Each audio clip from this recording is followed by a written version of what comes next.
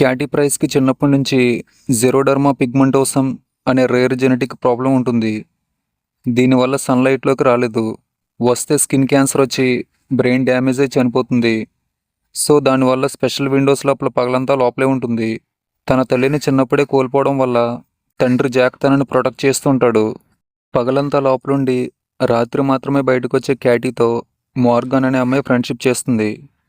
చిన్నప్పటి నుంచి విండోస్లోంచి చార్లీని చూస్తుంటుంది, కానీ చార్లీకి తెలీదు. కొంతకాలం తర్వాత రైల్వే స్టేషన్లో క్యాటీ గిటార్ ప్లే చేస్తుండగా చార్లీ తనను చూస్తాడు. చార్లీ తనతో మాట్లాడడానికి ట్రై చేస్తాడు, కానీ క్యాటీ తన బుక్ని మర్చిపోయి అక్కడి నుంచి వెళ్ళిపోతుంది. నెక్స్ట్ డే చార్లీ దగ్గర తీసుకుంటుంది.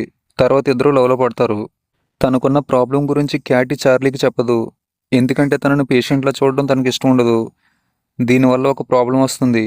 ఆ ప్రాబ్లం ఏంటి, తర్వాత ఏమైంది అనేది మూవీలో చూస్తారు. సినిమా బాగుంది. స్టోరీలో ట్విస్ట్లు ఏం లేకపోయినా ప్యూర్ లవ్ స్టోరీని ఎక్స్పీరియన్స్ చేయొచ్చు. చార్లీ క్యాటీల కెమిస్ట్రీ మాత్రం హైలైట్ అవుతుంది మూవీకి. ఒకరి కోసం ఒకరు సపోర్ట్ చేయడం, గోల్స్ని అచీవ్ చేయడం ఇందులో చూస్తారు. మ్యూజిక్, బీజిఎం డీసెంట్గా ఉన్నాయి. సినిమాటోగ్రఫీ కూడా బాగుంది. కిస్సింగ్ సీన్స్ ఉన్నాయి. ఈ movie run time 1 hour 32 minutes ఉంది. తెలుగు డబ్బింగ్లో కూడా అవైలబుల్లో ఉంది.